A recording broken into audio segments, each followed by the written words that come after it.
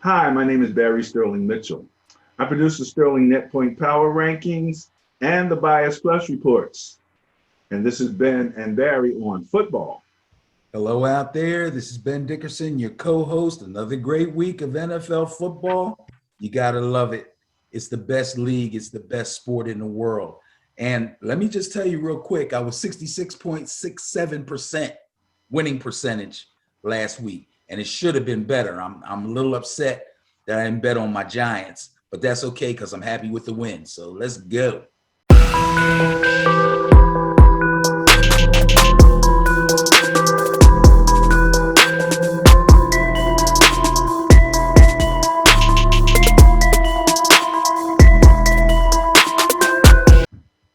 I did not get a chance to calculate yet. I got to take a quick, let me see how many games we had last week. Was it 15 16? games. I was 10-5.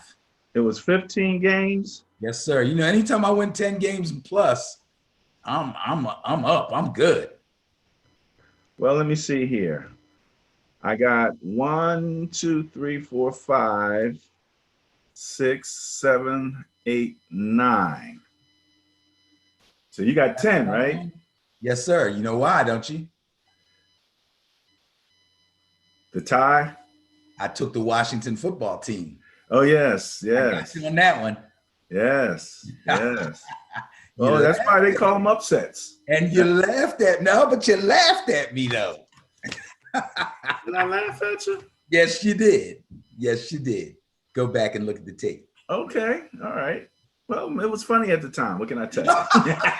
Yeah, you're right. It was. It was. I'm sure there's going to be a few funny ones coming up. So hang with us with Ben and Sure Barry will on be. football. All Woo. right. Well, let's kick this thing off with the Sterling Net Point Power Rankings. Bam! Here you go, Ben. Now, we have switched back from averages to total numbers. And as I always say, I like to look at total numbers because sometimes the differences are much more stark. You can see the difference. I mean, it's kind of easy to see the difference between number one, Pittsburgh Steelers with 123 net points, and number 32, the New York Jets with minus 173 net points. So you can really see what's going on. And on your right-hand side, starting with number 17, you have all of the teams that are in the negative. The interesting point about net points is that you will have both negative and positive numbers. Most of the teams on the right are kind of out of the playoffs, but not all of them. Some of them are still in the hunt, as they say. So it's not completely over for these guys. And a number of teams have really moved up in the rankings. Last week, if we go to number 16, Washington, the Washington football team was actually in the negative and they moved ahead, thanks to you, Mr. Dickerson, into the positive realm with +4 net points. The Atlanta Falcons under Raheem Morris have moved from being very negative. They were really just suffering on that negative side to the positive side. They've come over to the light from the dark side. You know what I mean? The Patriots, nothing like a 45-point win to move the net point needle. Absolutely. If that doesn't move you, nothing will. You know what I mean? Buffalo took full advantage of my Niners, and they're coming in at number 13 with plus 27 net points. A little bit behind the Seattle Seahawks at 12, and the Tennessee Titans at 11, the Arizona Cardinals at 36, all conspicuous playoff contenders. Number 9, you have the Indianapolis Colts with plus 55. Number 8, the Rams with plus 58. I'm going to stop there because the top 7 is really interesting to see if you have anything you want to mention about either this negative group over to the right here or the first what would that be? 8 through 16 in the positive side. Right off the top of my head, I will say that the Cleveland Browns, who are at -15, number 19 overall, and the New York Giants that are -34, number 22 overall, still, and there may be somebody else, according to somebody's opinion, but I believe that these two teams have strong chances of winning their divisions.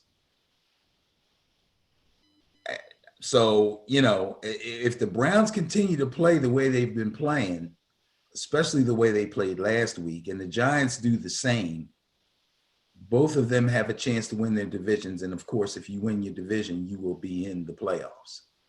So even though they're in the negative, I like the way they're playing right now, and things are going to change for them, I believe. Interesting thing about the Browns is that, let's see here. The Browns are 9-3, but they're still in the negative in terms of net points. That's very interesting. Basically, that means they took a few really big losses. They took a couple of big losses. They played those 3 games in 3 consecutive weekends where the weather was extremely bad. They won 2 of them, lost 1, and both of the scores were close and low. So that didn't help them either. Your Giants moved from 11th defensively last week to 9th defensively in the current week. So they've continued to move up, but guess who they're 1 slot behind? You want me to guess? Yeah. 1 slot behind. We're talking about points against? Points against. I'm going to take a shot in the dark and say the Packers. Actually, the Packers are 15th. I was close. No, you weren't. They are 5 points behind and 1 ranking point behind the Washington football team. Oh, that's beautiful. I love it. I love it. I love it. People Right there in that division, man. Yeah, hey, sparks are flying. About the NFC East. You can call us names. You can say what you want. But all of a sudden, everybody's talking about the NFC East. Washington and your Giants played the NFC West, and we've been talking about that they were mirror images of each other. Yeah, and it just so happens that that's their out of conference. Out of division games. So yeah, the NFC East is playing the NFC West this year, and that is very interesting. And the crazy thing is, the NFC West is almost as good as the NFC East is bad. Yeah, actually, yeah. Like you said, thanks to the Bills, I can no longer claim that the NFC West has no negative net point teams. That's thanks to the Bills. My Niners are now in the negative at -3. So we're the only team in the negative. No, I wouldn't worry about that. Yeah, well, what can I tell you? Where did we stop at? We stopped at 8. At 8. So what about 9 or 8 through 16? What do you think about those guys? Anything to say relative to the rankings? Nothing special. I mean, I could say something about each team, where I think they'll end up, or if I think they'll go up or down. I've looked at some of these schedules. New England seems to be surging. Atlanta showed a lot of life, but I don't know, these last couple of games are going to be tough on them. Washington's got a chance to win another one at least, as well as the Giants over on the other side. Seahawks got to wake up. Tennessee is acting really, really weird right now. Okay, they play one game where their defense is almost lights out, and then they they come out the next game and can't stop a soul. I have no clue on that. Cardinals might be in a little bit of trouble. And that's why I was saying, don't worry about your Niners too much. I think the Cardinals are getting ready to fade. Something ain't right with Kyler Murray. He claims his shoulder's okay. When they asked him about it, it looks okay when he throws, but how come he's not running anymore? He went from running quite a bit to not running at all. Well, I think some of it might be those defenses that we talked about last week. That template that the Patriots put up. Other teams are starting to copy that, and I think that's having an effect. You mentioned the Titans. I just want to mention that the Titans are 25th on defense, giving up 326 points. So that's definitely where we didn't think that the defense was going to be such a liability with the Titans. So when you say they're acting weird, you're absolutely right. Offensively, they're fourth. Yeah, so that's that deviation we talked about last week between some teams. Now the Titans are in that group with a 4th ranked offense and a 24th ranked defense. The Packers, as we talked about, first in offense, 15th in defense, and the main culprit was the Seahawks. They're 4th on offense, 22nd on defense. So you got a few of those teams. You also have a few teams like yours who are flipped, where on the offensive side, they're in the lower numbers. Both Washington, they're in that situation. They are 25th offensively, 8th defensively. And what did you guys? You guys are 30th offensively and 9th defensively. Mm-hmm. But defense wins, man. And this is the time of year where those lines, defensive lines especially, start to dictate. Those lines that are successful defensively start to dictate wins and losses. So that's awesome. All right, let's wrap this up here. So we have the Rams coming in at 8th, as we said, with plus 58. The Buccaneers at plus 64 with 7. And the Packers coming in 6th at plus 80 in the rankings. So now you're up to the top 5. Let's go 1 through 5. Steelers at number 1. Even though they lost, strong net points at 123 total net points over the season. Kansas City at 116 and the Saints at 106. And you'll notice an X beside the Chiefs and the Saints. And that loss must have really meant something. So the Chiefs clinch a spot and the Steelers don't. The Steelers were undefeated up to this particular point. So, however that worked out. Remember I said the Browns still have an opportunity to win the division. Yeah, that's crazy. That is crazy.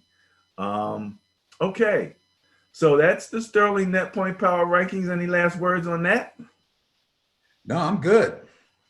Visit Sterling NPPR on Facebook, and you'll see all of the rankings, including I'll be putting up the internals on some of these numbers, points for, points against, and our favorite Todd turnover differential, which we include in the next section. The next section is going to be the Bias Plus reports with the Bias Plus reports. You got your opinions ready, Mr. Dickerson? Yes, I do. Here's your first. Thursday night, Patriots at Rams. Bias Plus score 38 favors the Rams. Makes sense. 38 is not big. Split out over, what's this now, the 14th week. So out of 13 and the 38 will bring you down to a little over 3 points a game. So it's not much. No. Not much, but it favors the Rams, and the Patriots are finding their Patriot way. Well, let's get through some numbers here. and look at how these teams did the previous week. First of all, the Patriots won big. They beat the Chargers 45-0. Cam Newton was 12 of 19, 69 yards and 1 touchdown. That doesn't sound like much, and actually it wasn't much, but he didn't have to do much through the air. He ran the ball 14 times, 48 yards. It's pretty strong for a quarterback. He scored 2 TDs on the ground. This is the crazy thing. Once they get in close, everybody kind of knows that Cam's going to get the ball, and he scores anyway. The guy's so big, so talented. As long as the line gives him a crease, he can get in there. So he's the biggest red zone threat they've got on that team. It's not a receiver. It's not a running back. It's Cam. Damian Harris did his thing. He was the top rusher. He had 16 carries for 80 yards. So they pretty much controlled this game from the outset. The big deal was their defense. Let me look what we got here. 3 sacks, 2 interceptions. This is against the Chargers, remember. A team that I picked to win this game, okay, mainly because of the success that Justin Herbert's been having. Justin Herbert has been fantastic this year. He's thrown over 300 yards almost every single week, multiple touchdowns every single week. The guy's playing great, could possibly be the offensive rookie of the year, and they were completely shut down. 3 sacks, 2 interceptions. The Patriots defense blocked a field goal and ran it back for a touchdown, and they returned a punt for a touchdown. Tremendous job. And early on, we talked about the Patriots defense, and we were expecting them to be one of the better defenses. They were, and then they weren't, and now they are again, okay? They jumped all over the Chargers. That coach, his hot seat just got a little hotter. I'm telling you, it's when you take a loss like that way, they were completely beat down. That's rough. So the Patriots may be back. Watch out, Buffalo Bills. Now, their opponent on Thursday night is going to be the LA Rams, a team in your division. Now, Jared Goff, people are getting on Jared Goff lately. The Rams did win the game, 38-28. They played the Cardinals. Goff was 37 of 47, 351 yards, but he only threw for 1 touchdown. And I think, if I remember correctly, he's only thrown for 1 touchdown maybe over the last 3 weeks. So he's not being real impressive through the air, but he is racking up yardage. So that means they're moving the chains. He's completing passes, but it's mostly short stuff, intermediate stuff, no real big time bombs or whatever. But he's got a lot of, I don't want to say none of his receivers are long ball guys, but they kind of aren't. I mean, Robert Woods, Cooper Kupp, they're all kind of medium range guys. So they're playing within themselves, I guess is what I'm trying to say. Cam Akers, and this is funny too, that running back situation is crazy. They got 3 running backs. They start a different one every game. One guy fumbles, they put somebody else in. One guy doesn't get any yardage, they put in another guy. It's all over the place. But I think that Cam Akers is finally ready to take this thing over. Now, Cam Akers had 21 carries for 72 yards, and he did score a touchdown. So I am really, really leaning really hard toward the Patriots in this game because they were so impressive with that win last week against the Chargers. But the Chargers and the Rams are like night and day. The Rams have a much better defense than the Chargers, which means that game script won't be as easy as it was last week for Cam. Also, I read that the Patriots did not fly back home after the Chargers game. They stayed in LA. They might be on to something. I'm going to go with the Patriots. I think I smell a little Belichick magic going on here. Well, it's interesting that both teams are so close defensively. Rams coming in 5th and the Patriots coming in 7th now. Rams obviously are more efficient offense. They are 17th Patriots are 23rd. So the Patriots are going to have to score some offense. If there's one word I would use to describe the Rams from what I've seen in most cases, it's efficient. They're pretty efficient. And I would agree with that. I would agree with so, that. yeah. Okay, going with the Patriots going against the Bias, kicking off the Thursday night game. Kind of gangster there, mister. Let's see. Deshaun Trubisky. Bias plus score favors Deshaun and the Texans. This could be an interesting game, only because you've got two teams that, neither one of them are dominant, but, some interesting talents on both sides. As I look at the Texans, they're 18th on offense and 24th on defense. The Bears are 28th on offense and 12th on defense. So although they're defensively better, the Texans have given up a few less points, minus 35. The Bears are minus 38 in net points, and consequently favor goes to the Texans. Both teams, however, are operating out of the negative in terms of net points. Yeah, both defenses are a bit challenged, although on the surface, I think most people would say that the Bears defense is better, better than the Texans. They both lost last week. Let's go over the Texans first. They lost to the Colts 26-20. Deshaun was 26 of 38. Deshaun had a good game, 26 of 38, 341 yards. He didn't throw any touchdowns, and he did throw one interception.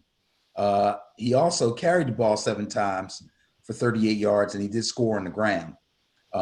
We were concerned. I know I was concerned about him losing Will Fuller. It's one thing you trade away DeAndre Hopkins. Then Will Fuller comes in, plays really well, seems to have almost bridged the gap, between not having the top receiver and really going to tank as good as Deshaun is. And Will Fuller was getting the job done. Then he goes out for PEDs.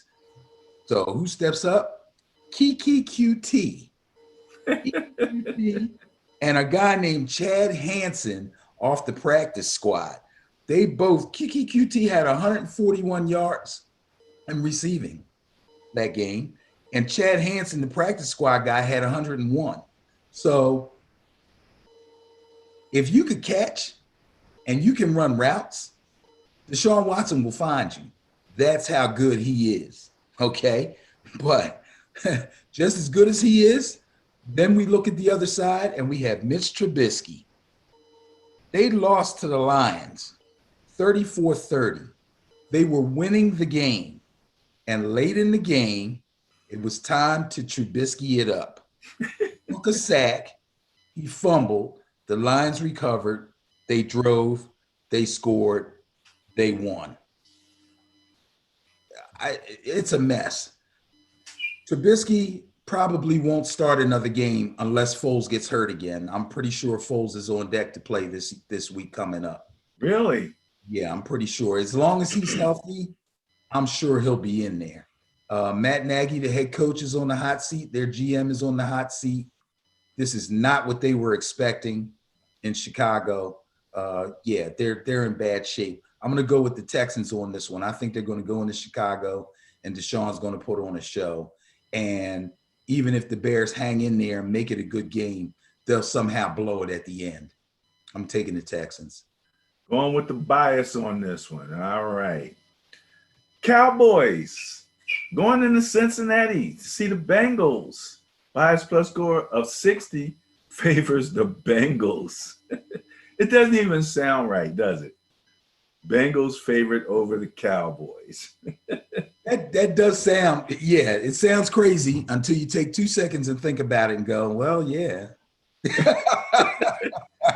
I mean, let's face it, the Cowboys had a negative 125 net points for the season so far. The Bengals are negative 71. So they're better than the Cowboys. Unbelievable. And so, yeah, And what made it even worse, the Cowboys are even worse on turnover differential. Still, both are negative. The Cowboys are minus 13 and the Bengals are minus 7. So unless Mr. Dalton, Andy Dalton, the Red Rifle, unless he has something up his sleeve, he can get this thing rolling. They could be in trouble. Cowboys still are. Is it still the last defense? 32nd. There you go. Last defense in the league. So, wow. 60 bias plus score favors the Bengals. Who you got? Their defense is beyond horrendous. It's awful. And the crazy thing is, the offense played fairly well against the Ravens, considering that they were playing the Ravens. They lost 34-17 only because they just can't stop anybody. It's insane. Andy Dalton played well. He was 31-48, season high, 285 yards. He threw for 2 touchdowns. He did have 1 interception. I'm going with the Cowboys in this game against Cincinnati. Cincinnati lost to the Dolphins 19-7. Didn't sound that bad, but they were pretty thoroughly outplayed. Brandon Allen threw the ball fairly well, but he went down with a chest injury, which means now they're back to that guy named Finley or whatever. Andy Dalton can beat him. Neither defense has anything really to brag about. I know the Cowboys defense is really bad, but the Bengals defense isn't much better. I'm going to go with the Cowboys. I'm going to go with the better offense with a steadier quarterback. Next week, the Cowboys play my Niners. That ought to be interesting. Okay. Going with the bias, going with the Bengals, right? I did hear that, right? Against the bias, and I'm going with the Cowboys. Oh, I'm sorry. I'm looking ahead and not listening. You're going with the Cowboys. With that, didn't you just talk about their defense like a dog? Yes, I did. I talk about the Bengals defense like a dog too. Well, it's not as bad on the rankings. Who's quarterback in the Bengals? His last name is Finley. I can't remember his first name offhand. He was the first guy to come in when Burrow first got hurt, and they immediately benched him and brought Brandon Allen up from the practice squad. Brandon Allen's the guy that played some games in Denver a few years ago. But now, and Brandon Allen played well. I mean, if you have T. Higgins or Tyler Boyd in fantasy, they've been racking up numbers. Brandon Allen's no slouch. He's not Joe Burrow, but he's not a slouch. But now he's injured. So that means we got to go back to Finley. Okay. All right. Cowboys, going with the Cowboys. Next up, Chiefs at Dolphins. This has the makings of an intriguing game. Bias plus score of 29. It's not the biggest bias plus of the weekend. That's for darn, Skippy. But it favors the Chiefs as we would expect. Yeah, as we would expect. They got to go on the road. I swear, it seems like the Chiefs play at home every week. I don't know. Maybe it's just me. No, they're at the Dolphins this week. Yeah, I know they're at the Dolphins this week, but that's what I was going to say. They're at the Dolphins this week, which is a good thing for the Dolphins because it just seems like when they're in Arrowhead, nobody has a chance. But they beat the Broncos 22-16 last week in a game that was much tougher and much closer than people would have wanted to think it would be. Mahomes was not great at all, actually. 25 of 40.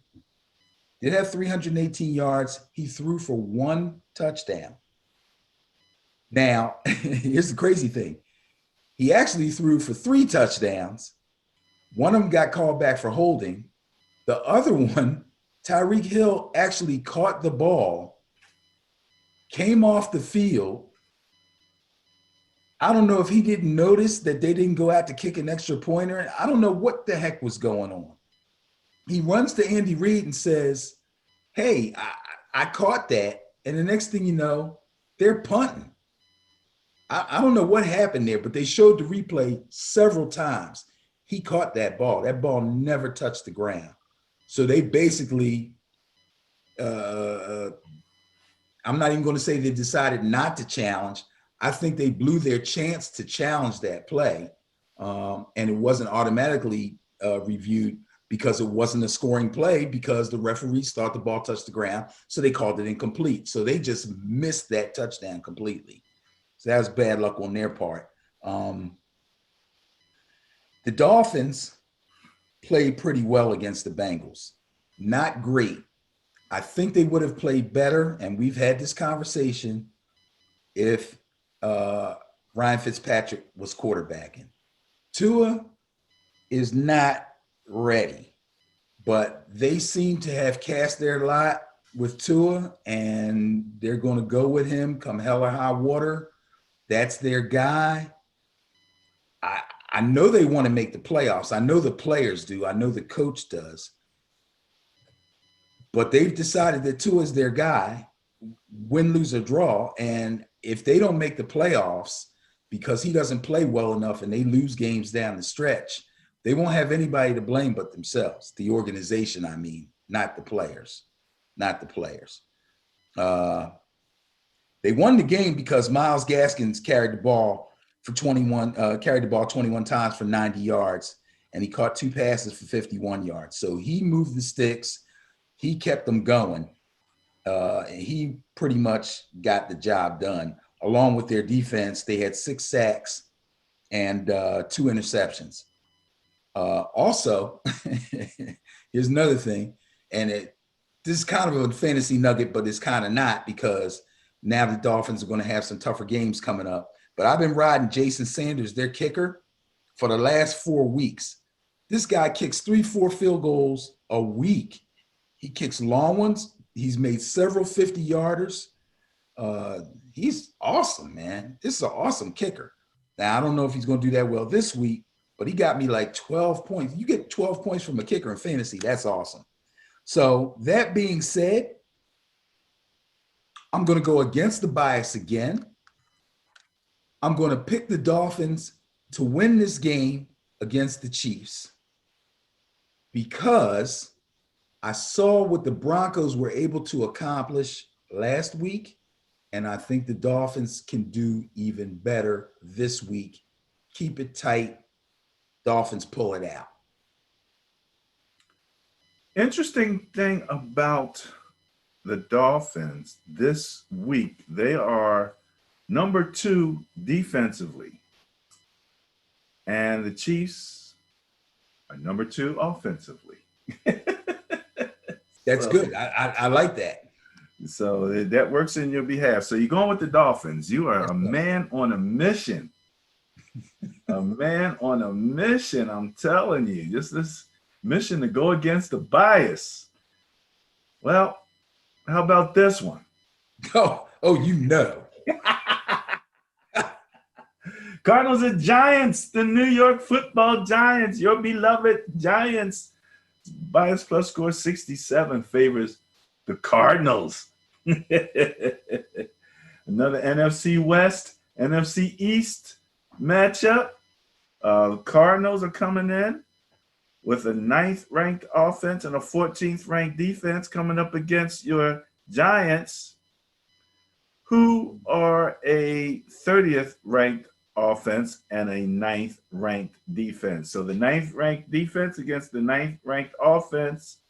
You guys just have to score some points, but the Cardinals haven't exactly been lighting up the scoreboard. All right, what you gonna do? Well, I'll tell you, the Cardinals go as Kyler Murray goes. And right now, Kyler Murray ain't right. I said that last week, and I think I said it the week before that too, but I was really perplexed 2 weeks ago, but I blamed it on the shoulder injury. Last week, I could tell, again, things weren't quite right, although there's been some defensive adjustments made by the teams that are playing them to try to slow him down a little bit. His arm looks fine when he throws the ball. I'm starting to wonder if it's a mix between some different defensive looks and the fact that he's taking some really hard shots, and he either doesn't want to run as much or is being advised not to. Either way, he didn't throw the ball really great. 21 for 39, only 173 yards. He got 3 touchdowns, but I think they were all really short throws, red zone throws. One was probably in garbage time. He had an interception. He just isn't. If he doesn't run the ball, they're just not the same team. Their running backs are good. Kenyon Drake is good.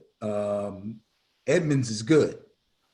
But they're not dominant rushers, which means they need him to add to their running game. And if he's not going to be able to do it, and they're not going to be able to ground out really good yardage, then that takes away his play action, and then he's in trouble.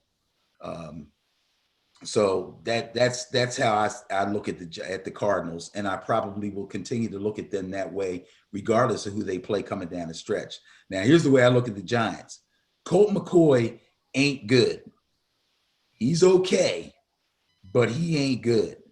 He is purely a backup quarterback, and I hope like heck that Daniel Jones is getting treatment on that hamstring and he can come back. Wayne Gallman carried them in the win over the Seahawks. A big win, too. Really big win, but dig the score. 17-12. We know our offense isn't that good. So 17 was expected. But giving up 12 to Russell Wilson and the Seahawks, yeah, that's what I'm talking about. Giants defense, 5 sacks, 1 interception, 1 fumble recovery, all big. Take the Giants in this one. I don't see the Cardinals being able to handle that. I really don't. Giants defense is humming right now. Take the Giants. Well, again, you have a situation where you've got a 9th-ranked Giants defense against a 9th-ranked Cardinals offense. Oh, wow. That's interesting. Yeah, the Giants are going to have to score some points. That's the number one issue with you guys. You're going against the bias again. Man, who you think you are? Buster Brown? Jeez. Cardinals at Giants. Okay. Vikings, Buccaneers. Bias plus score 82 favors the Buccaneers. Is Tom Brady tired of all of this mess? Is he going to come in here and put these Vikings in their place? I mean, it's funny. The Vikings seem to have been winning, but they're still in a negative net points, coming in 18th with -10. They're 12th on offense and 26th on defense. Buccaneers are coming in 6th on offense and 11th on defense. All right. Can your boy Kirk Cousins pull off the upset? That is the question. Well, I'll tell you, they played a game against a bad team, Jacksonville, last week, and the score was much closer than it should have been, 27-24. But Kirk Cousins played well. He got off to a slow start. I'll give you that. He got off to a really slow start. But Adam Thielen and Justin Jefferson are 2 of the most capable receivers on any team in the NFL. They're great 1-2 punch together. And Kirk Cousins, it feels right at home throwing the ball to these guys. I must say, and I would have to actually go back and look at his stats from last year, I would say he's having a much better year throwing the ball this year than he did last. And, you know, Justin Jefferson has a lot to do with that. And if I remember correctly, Thielen was injured for most of last year. So, you know, I'll give him that. But he was 28 of 43, 305 yards. He threw for 3 touchdowns. And he did have 1 pick. Dalvin Cook. Dalvin Cook. Yeah, you got to talk about Dalvin Cook when you talk about the Vikings. 32 carries, 32 handoffs, 32. Derrick Henry, can you hear me? 120 yards. And he caught 6 balls for 59 yards. They just chipped away and chipped away and chipped away at the Jaguars. Because I don't think they did anything the first half. I had the Jaguars were up during the right. I was going to say I was looking at the box score of the game. Yeah, especially after Kirk threw that pick 6. Right. Jags came out and jumped on him early, and then he had the pick 6, but after that, they just went to work on him, man. So the Vikings can't be ignored because their offense is so good. I don't want to say efficient because they've had their ups and downs, but skill-wise, they're really good. If anything, Cousins is the weak link. And like I said, he's playing really well. I don't know what to say about Tom Brady and these guys. They're coming off their bye week. I think we have another instance where after an embarrassing loss, he has to go back to the drawing board with Bruce Arians and Byron Leftwich and really figure out what he likes and doesn't like about this offense. Because I feel like when I'm watching him play, that there's certain parts of this offense that he's just not comfortable with.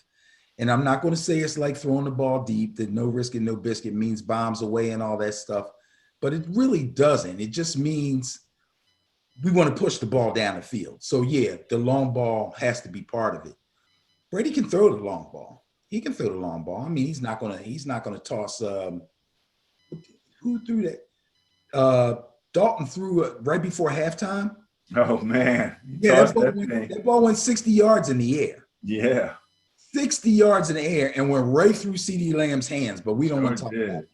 My thing is, Tom Brady can still throw the ball, but I don't think the balance of the run pass balance is quite right.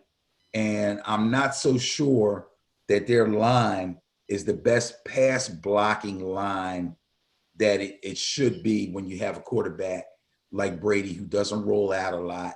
He's nimble in the pocket, but once he gets in trouble, he really can't get out of it. I would lean toward the Buccaneers in this one since they're coming off the bye, and I think they've been back in the lab and figured things out. But I'm not. I'm going to take Kirk Cousins and Dalvin Cook, and I'm going to ride with them. Yeah, I'm taking the Vikings in this one. Going against the bias again. Again, man. What can I tell you about? Okay, all right. Going against the bias against the Bucks. And I did notice 11th ranked defense for the Bucks, 12th ranked offense for the Vikings. Close again. I know. All right, Broncos, Panthers. This actually should be a good game. Drew Lock is back for the Broncos. Am I correct? Yes, he is.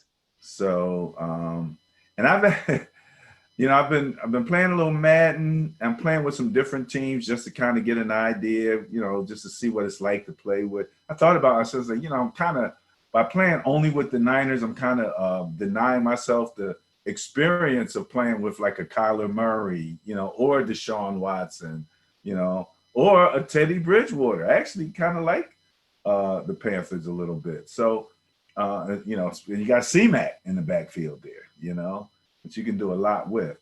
But 96 is the bias plus score favoring the Panthers over the Broncos. What do you got?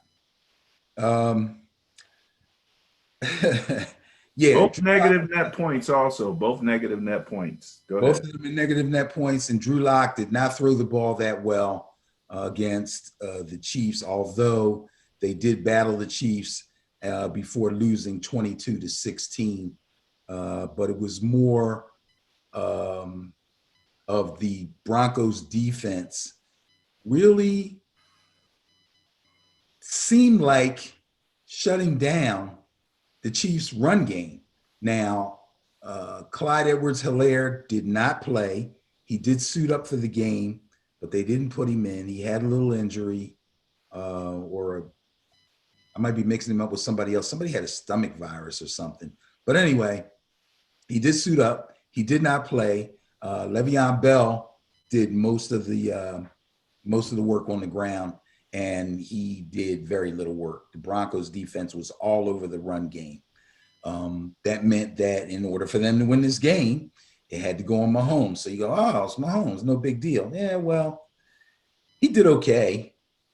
But the bottom line is that game was way closer than it should have been. And I thought the Broncos defense played really well. Now, the Panthers are also coming off the bye.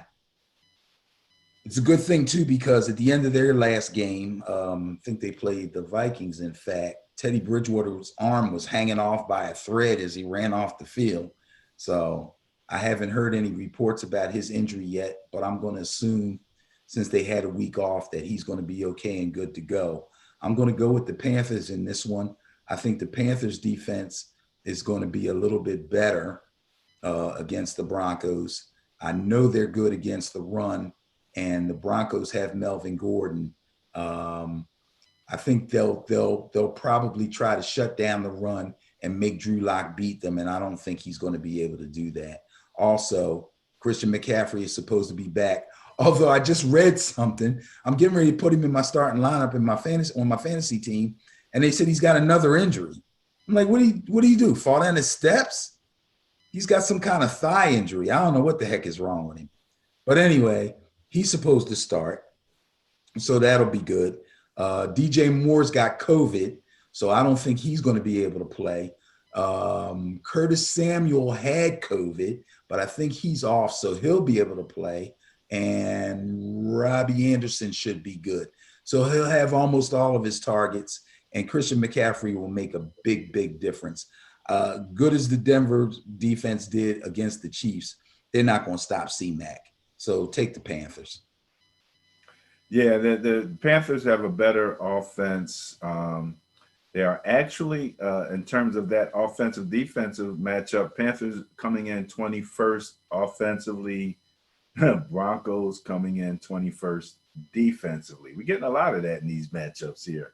Yeah, really. It's a little crazy. Okay, so you're going with the Panthers here. Yes, sir.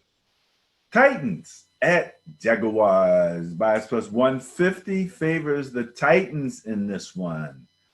Titans third on offense, 25th on defense. Jaguars 27th on offense, 29th on defense.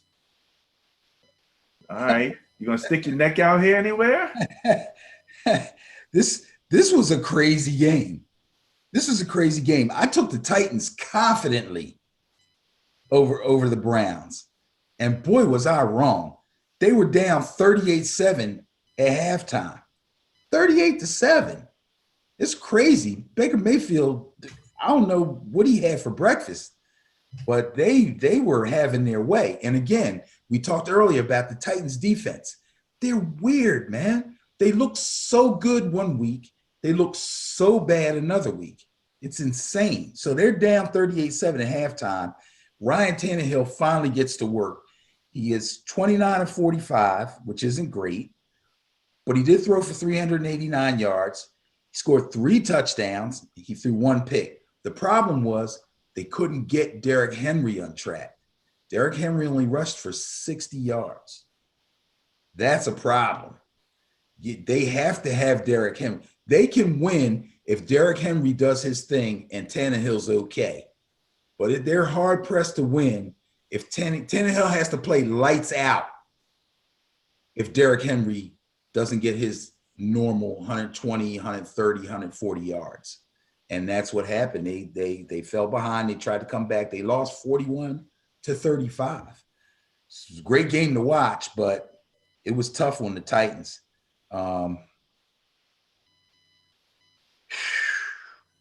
I have nothing to say about the Jaguars, so just take the Titans.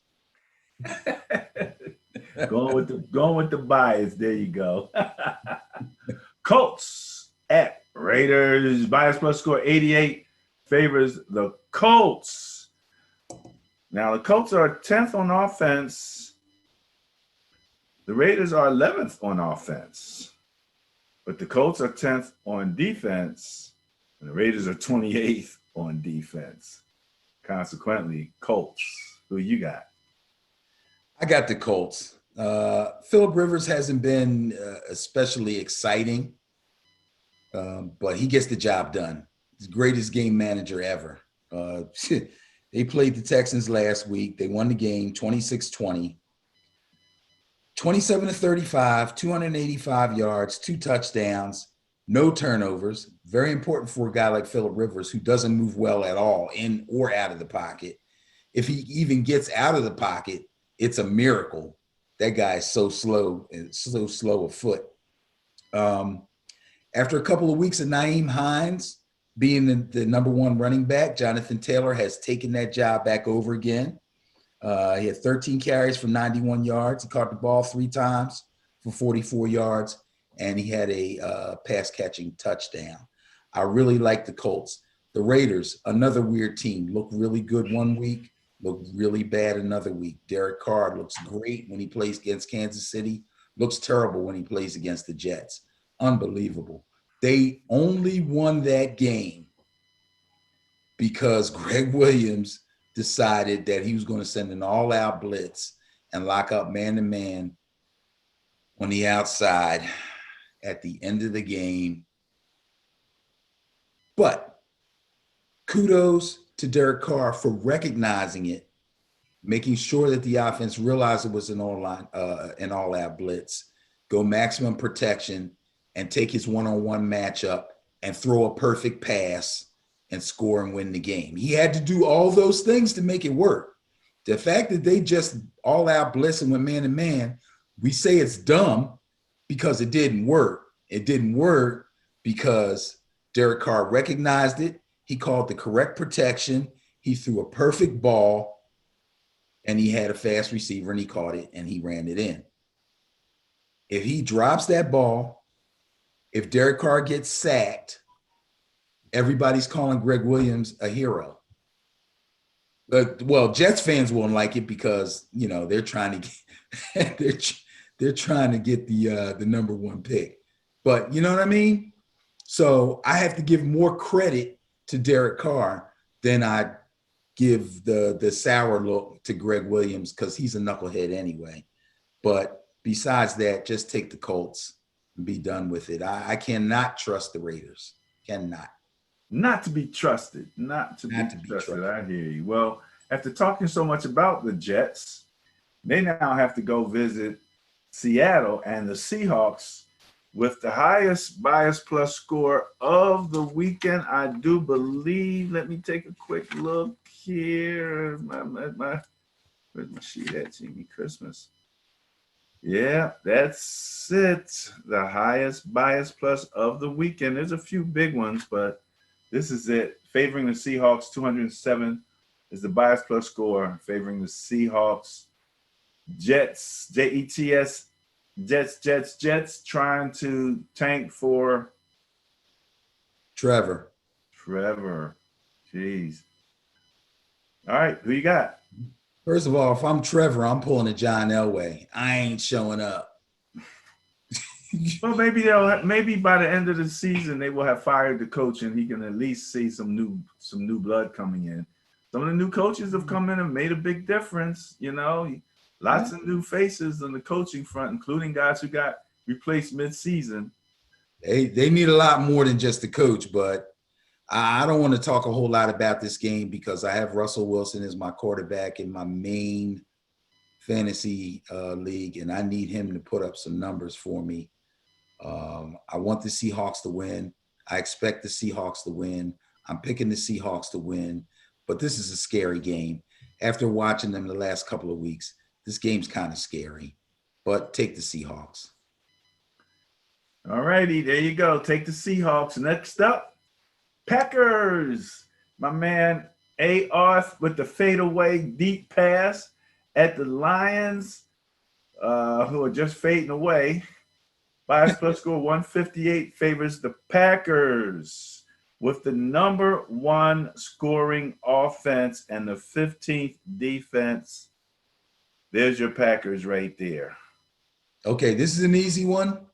And I know I usually say that when somebody's playing the Eagles, as I did last week when they played the Eagles and pretty much slaughtered them 30-16. The Packers are really cruising. Rodgers had great numbers, 25 of 34. Very efficient. 295 yardage, 3 touchdowns. He's thrown for multiple touchdowns multiple times. He threw his 400th career passing touchdown. And Aaron Jones is cooking. 15 carries, 130 yards, 1 touchdown. He had one really long run. I forget how long it was, but it was a great run. It was a great run. Some of the Eagles looked like they were making some business decisions out there. People are questioning whether these guys even really want to even play anymore. It was pretty sad. So take the Packers confidently. The Lions, although they got a win last week, which is good for them, but they already fired their coach. So, it's good for the interim, whoever that is. But, yeah, they don't stand a chance against the Packers. Forget about it. Forget about it, he says. Okay. Saints at Eagles. I'll let you mention all this drama going on with the Eagles, but the bias plus score of 180 favors the Saints. Saints coming in with the 5th ranked offense and the 4th ranked defense. Eagles with the 26th ranked offense and the 19th ranked defense. So, ergo, Saints. Who you got? Take the Saints. The Eagles are not going to be able to stop anything that the Saints do. And the Saints defense is just too good for what's going on in Philadelphia. Jalen Hurts is supposed to start for the Eagles. He came in when Wentz got benched last week. He threw a touchdown pass, in fact. He looked a nice one. Yeah, he looked okay. He threw a few good balls. He threw a couple bad ones too, but he threw a few good balls. He seemed to be comfortable with the plays that they called for him. So now they're going to have to expand that playbook for him a little bit and see what he comes out with this week. Again, sometimes when you get a new quarterback, especially a young guy, and the team hasn't had a chance to look at a lot of film on him, the guy ends up having a little success early on. But the Saints defense is really good. I expect that they will throw some things at him that even his coaches have not been able to prepare him for. And that's going to spell doom for them. The Eagles just seem to have decided that they're not going to run the ball. If you don't run the ball against the Packers' weak run defense, and you don't run the ball against whoever that was they played the week before, who probably had an even weaker run defense. I was baffled that game he only had 6 carries. That was ridiculous. So you just going to shut Miles Sanders down. You just paying him for nothing? Are you kidding me? He's not even the best pass protector on your team. Corey Clement is a better pass protector than Sanders is. You might as well just leave him on the sideline. It's ridiculous. Take the Saints all day. Now, the Saints are coming in with Taysom Hill. Yes, they're coming in with Taysom Hill. There's a possibility that Drew Brees will be ready in week 15, which would be the following week. Okay. All right. So the Taysom Hill-led Saints are still better than the Jalen Hurts-led Eagles, based on you and the Bias Plus report. Yeah. As a matter of fact, let me say, because I was going to skip over this, but let's say that since you said that. He's got some games under his belt now. And at first, people were saying, well, he's kind of messing up Kamara because he runs the ball a lot and he's dinking and dunking and this and that, and he's only throwing the ball like 20 times, 18 times. So he had some real quarterback stats in this last game against the Falcons. They won the game 21-16. He was 27-37. That's real quarterback numbers. So Taysom Hill is getting better, okay? 232 yards, and he threw 2 touchdown passes. So Taysom Hill, turns out, is a pretty viable quarterback, at least for their team. All right, there you go. Go on with the Saints. Not good news for Jameis, but. Yeah, that's true, too. Falcons at Chargers. Bias plus score 85 favors the new Falcons. These Falcons are climbing up the ladder. They are, 15th ranked net points with +9. They were firmly in the negative at one point. Now they're 14th and 17th on offense and defense, respectively. Chargers are still trying to get it together. Your boy Justin Herbert, 22nd on offense, 27th on defense for the Chargers. I know you like them, but you're going to go against the Falcons in this one? Well, first of all, after that whooping that New England put on the Chargers last week, they have nowhere to go but up. That was crazy, man. They got slaughtered. But Matt Ryan was pretty lackluster last week against the Saints. 19 of 39, 273 yards, only one touchdown. So obviously the Chargers defense is nowhere near as good as the Saints defense is. So what I'm predicting for this game is a pretty good shootout. Should be high scoring. Both quarterbacks should go over 300 yards passing. Both quarterbacks should throw multiple touchdowns.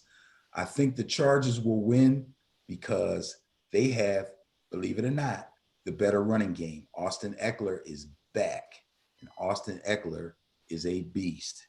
He can run it. He can catch it. I was about to say he can throw it. He can run it. He can catch it. Maybe he can throw it too. I don't know. But I think he might be the difference. The defenses will not be the difference. I don't see either of these defenses being that much better than the other. On paper, probably the Falcons are the better defense. But the Chargers got a lot of firepower. They're going to take it to them. This should be a really good game and a high-scoring game. I'm going to go with the Chargers. How about you? Are you up to like 5 or 6 now? You've gone against the bias? Something like that. You're on a roll here, dude. You're on a roll. Okay, here you go.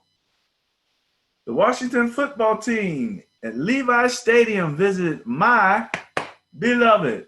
Hold it. Wrong side. Now my chest hurts. 49ers, bias plus score of 8. A lowly 8 ball favors the football team from Washington. Man, Jimmy Christmas. Okay. What you got? Wow. Let me get this out of the way, okay? Nick Mullins, 26 of 39, 316 yards, his first 300-yard game, by the way. 3 touchdown passes, but he threw 2 interceptions. Now, they were playing the Buffalo Bills. So I'm going to give him a little, I'm going to give him it was the Buffalo Bills, Those aren't terrible numbers, but the turnovers are killing him. He's got 9 interceptions, and he's played in 8 games. Either full-time started or part-time. And in those 8 games, he's thrown 9 interceptions. That's not good. And the crazy thing is he's getting all his playmakers back. He's got Ayuk. He's got Debo. He's got everybody back but Kittle. I mean, Tevin Coleman's going to be back soon. This is crazy. But Nick Mullins is a liability for you guys, man. That's not good at all. On the other hand, Alex Smith, once again, gets it done. 31 of 46, 296 yards, through 1 touchdown, no turnovers. No turnovers. And here's the crazy thing. Antonio Gibson, the rookie running back for Washington, has been playing extremely well. He's way high up in the running back rankings. The guy's playing great. Well, he hurts his toe. At first, they said it was his knee, but I think he's actually got a toe injury. I hope it's not turf toe because that can kill a career. But he's got a bad toe, and it's bad enough where it looks like he might not play. And when he went out, excuse me, J.D. McKissick came in. J.D. McKissick doesn't run the ball from scrimmage as well as Gibson does, but that cat can run routes. You can line him up wide, and he catches the ball. He got 10 targets and caught all 10 of them for 70 yards and helped Washington win that game. I'm going with the bias, and I am picking Washington to beat your 49ers.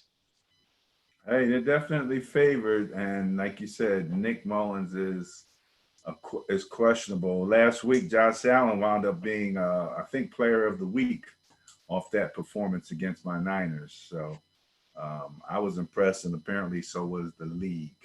All right. This looks like a fun one. Dude, this has to be your intriguing game. It has to be. This is it. This is it. And this is a Sunday night game. So we get to see the whole game. Bias plus score of 112, however, favors the Steelers here, coming with the 7th ranked offense and the number 1 defense. in terms of points, the Bills are coming in with the 8th ranked offense and the 13th ranked defense. But the Steelers just gave up the ghost. They just gave up the ghost. They gave up the ghost, and they gave it up to the Washington football team. And I've been praising Washington. They've been playing well. I like what they're doing on offense. I love their D-line. The secondary is not terrible. These guys are playing hard for Ron Rivera, and they're making the NFC East extremely interesting. But the Steelers were undefeated, and they lost to Washington. And it was 23-17. And Roethlisberger, I don't want to say he was terrible, but when you listen to these numbers, 33 of 53, that's not good, bro. 305 basically empty yards. He threw 2 touchdown passes. He had an interception. He had multiple balls knocked down. And he had multiple drop passes. And this is the second week in a row where they had multiple drop passes by their wide receivers and tight ends. And Washington shut their run game down. Now, granted, James Conner did not play. He was on the COVID list. But Jalen Samuels and Snell, those guys got to do better than that. If Conner can't play again this week, they're going to be in big trouble. In fact, they're going to be in trouble anyway, because Josh Allen and the Bills are hot right now. They're really starting to feel it, and they're really, really playing well.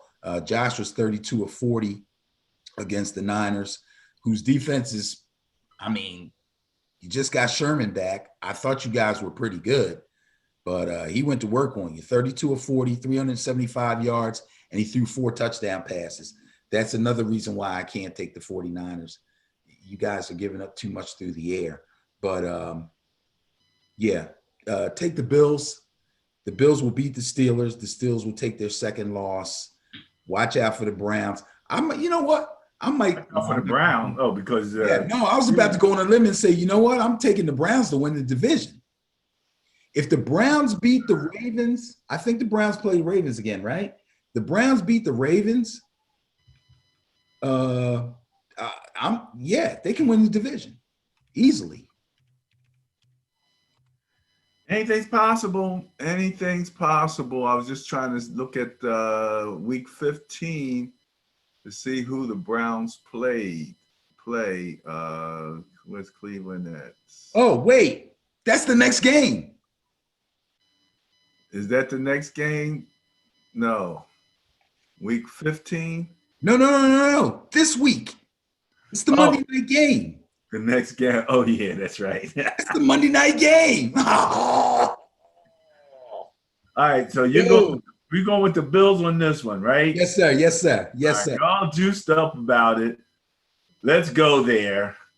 Ravens at Browns. Bias plus score 96 favors the Ravens. The Ravens, Benny. Well, sir. So the Ravens beat the Cowboys. Whoopie-doo, 34-17. How did they do it? Lamar Jackson only threw the ball 17 times for 107 yards. He did throw 2 touchdowns.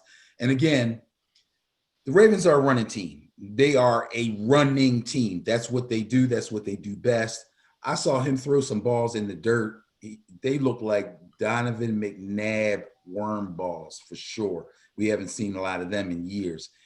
To wide open receivers. One was in the end zone standing there like this, and he threw the ball at the guy's feet. It was crazy. But they played the Dallas Cowboys, and when you play the Dallas Cowboys, you don't need to throw the ball. You just run it, okay? So Lamar, 13 carries, 94 yards, 1 touchdown. If Derrick Henry only ran the ball 13 times and got 94 yards, I'd be like, yes, Derrick Henry, that's right. This is Lamar Jackson, okay? 13 carries, 94 yards, a touchdown. Gus Edwards, 7 carries, 101 yards. Are you kidding me?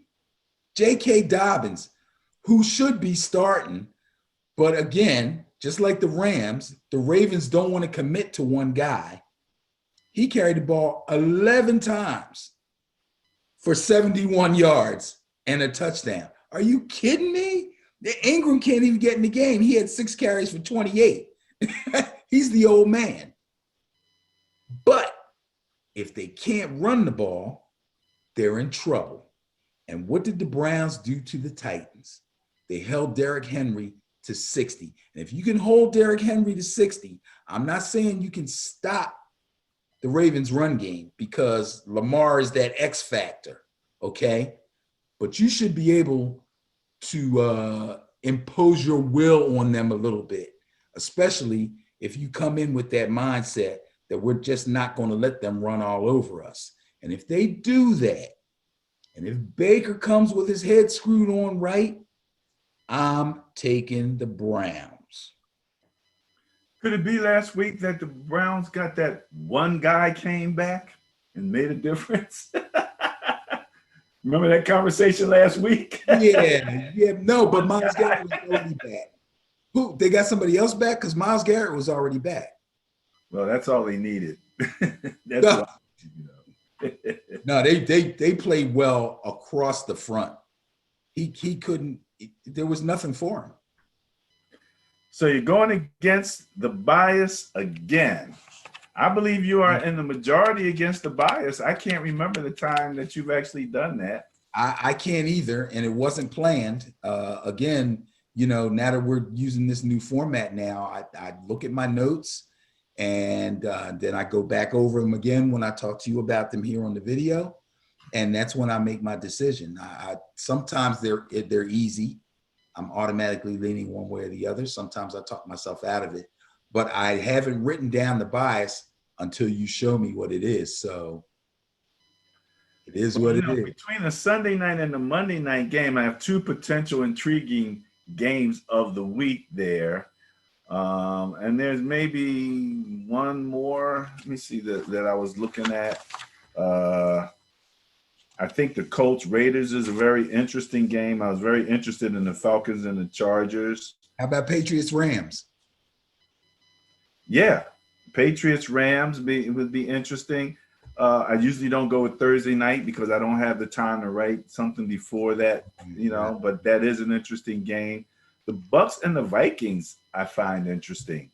And the Cardinals Giants, I think it's an interesting game, to be quite honest with you. Nah.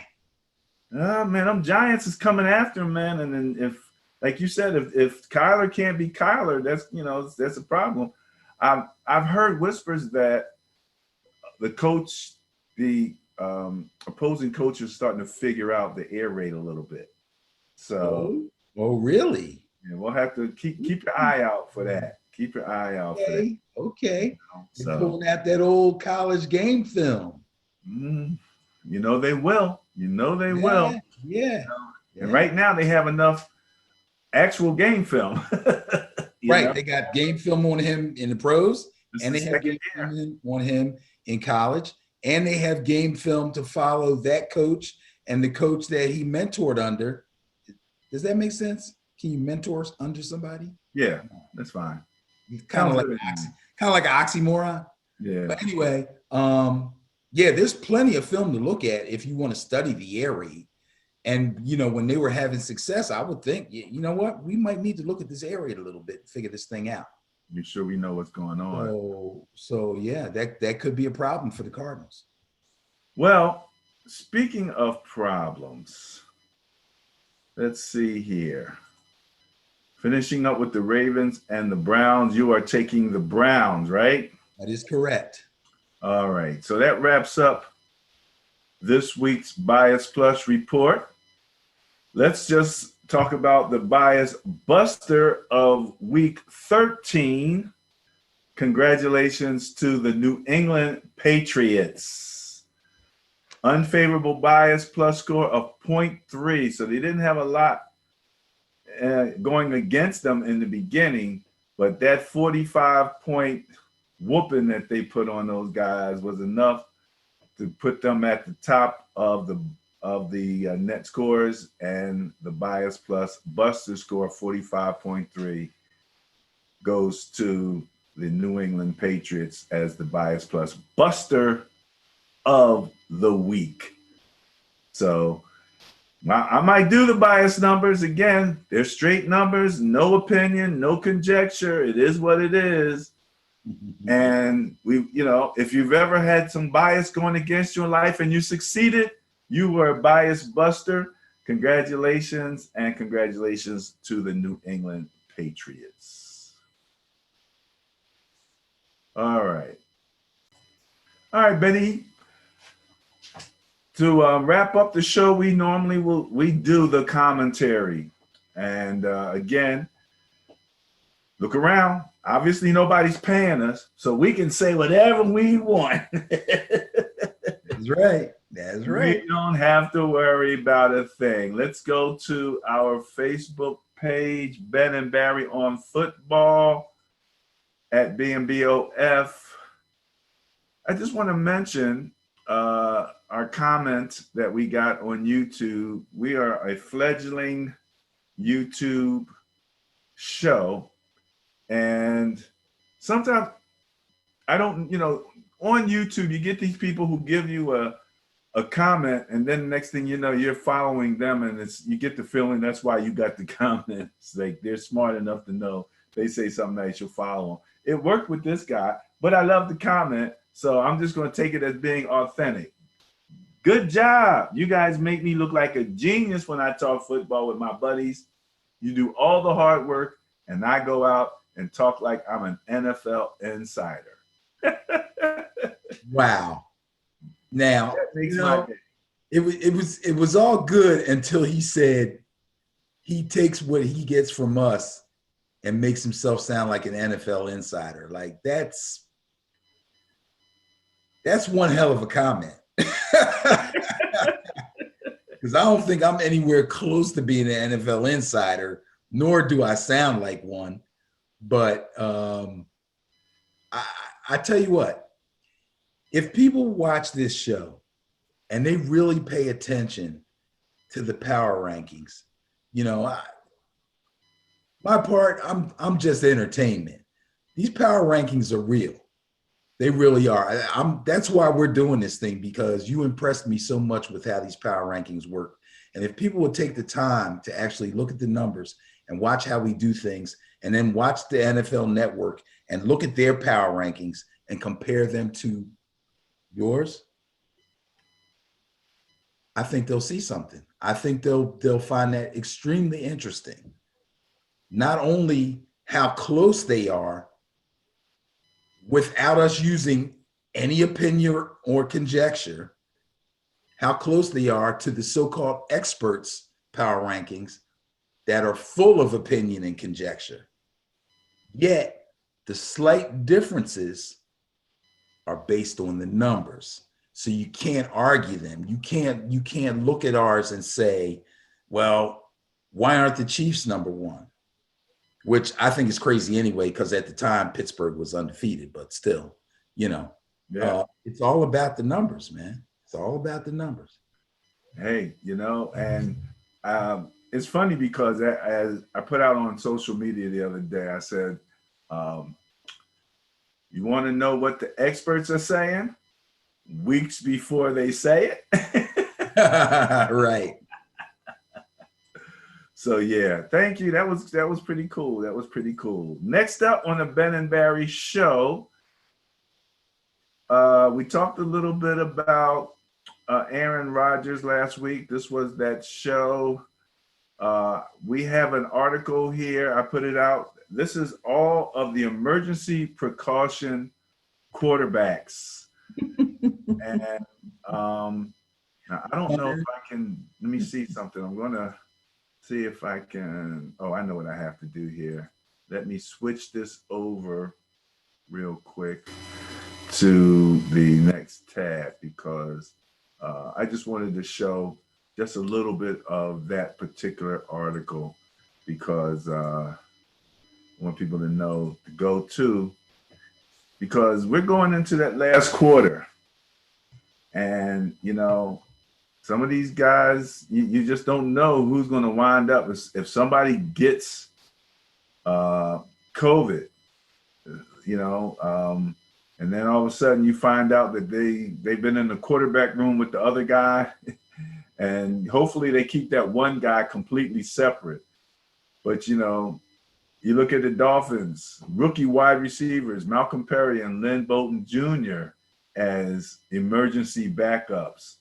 Julian Edelman, if healthy, and also Jacoby Myers up there in New England.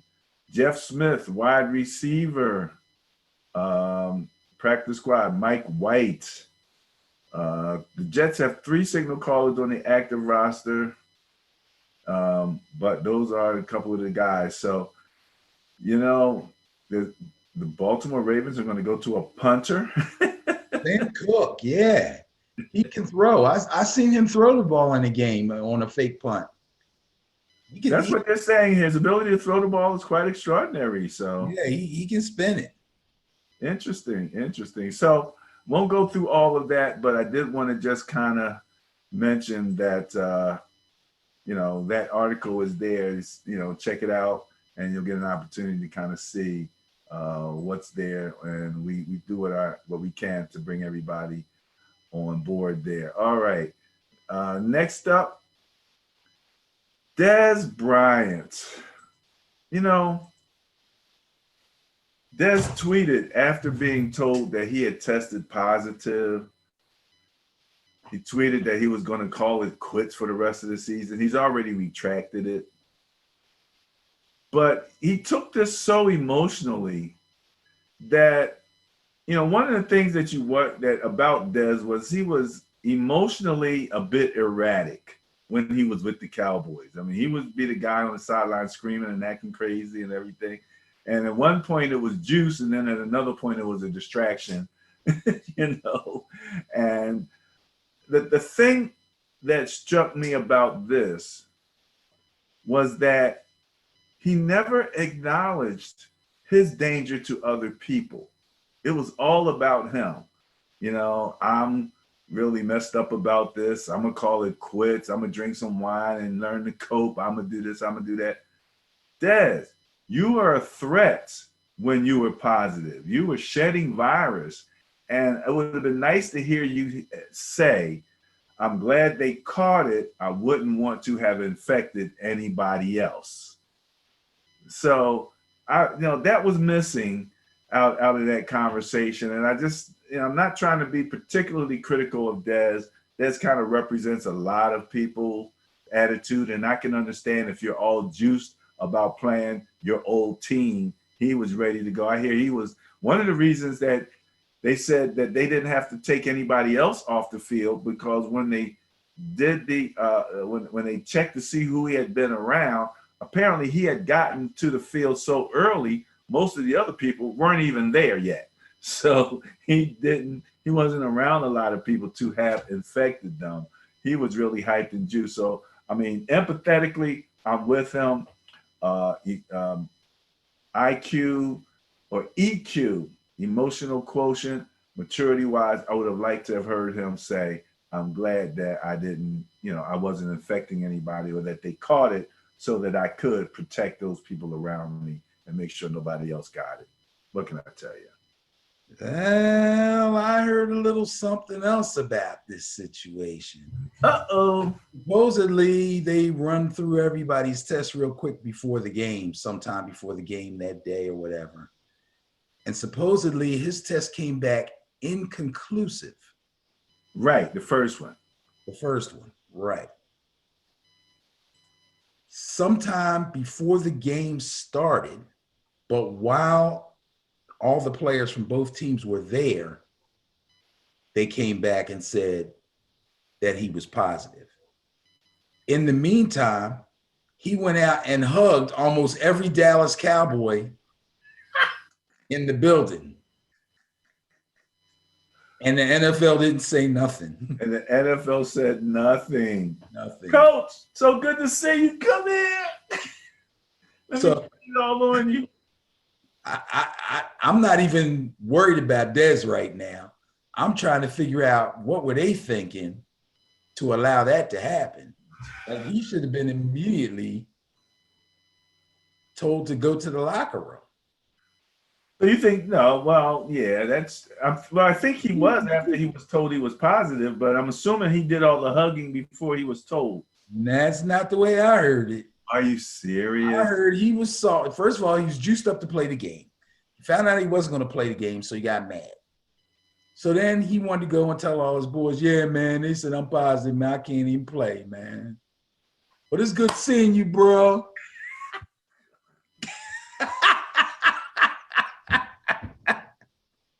Stop.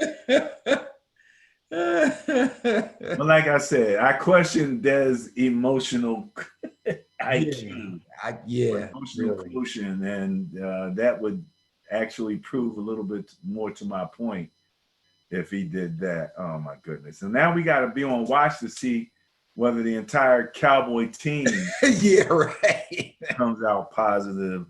Holy macaroni! You know what would be great though? What? If it was a false positive. If they come back and say it was a false positive and he was actually okay. It won't make him happy because then he'll be pissed because he missed the game. You know what I mean? But I mean, he's gonna miss the game anyway. The second test was different from the first test. And from what I understand, where they were, there were testing facilities really close, which is why they were able to get the test back so quickly. But I understand that test was supposedly very accurate. So, Okay. you know, we shall see. We shall see. Okay. That's enough on Dez. I want to mention, visit us again at Ben and Barry on Football for the 2021 NFL mock draft. I know you said you were going to be looking into some of the colleges, Ben. You probably haven't had a chance with fantasy tying you up so much. Yeah, fantasy's really got me going, but and you know, a lot of these college games are getting canceled because of COVID. So they came up with this rule. I just heard this last night. If two teams, because everybody's playing their conference schedules, they're not doing too much playing out of conference teams because they know they're not going to be able to get in a full slate of games.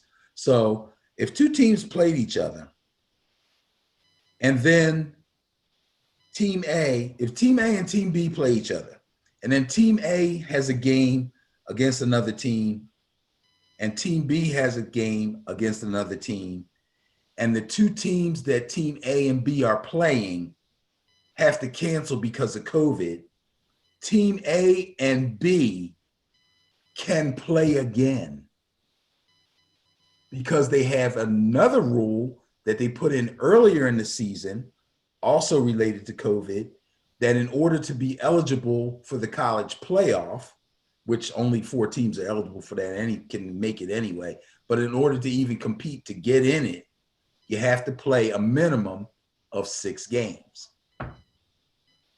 So at first they thought they were all good. You got to play a minimum of 6 games. Okay, fine. Everybody probably will qualify for that. It'll be fine. Then there's been so many cancellations. Now they're saying, in order to make sure you can get 6 games, we'll even let you play somebody you already played. How crazy is that? Yeah, NCAA is it's wacky, man. It's wacky. But your top 10 picks, you can find them on Ben and Barry on Football. We talked a little bit about Bills, the quarterback, and Josh getting that player of the week. So we already mentioned that earlier. Congratulations. Too bad he did all of that against my Niners. Last but not least, we always like to talk about something really good that happens.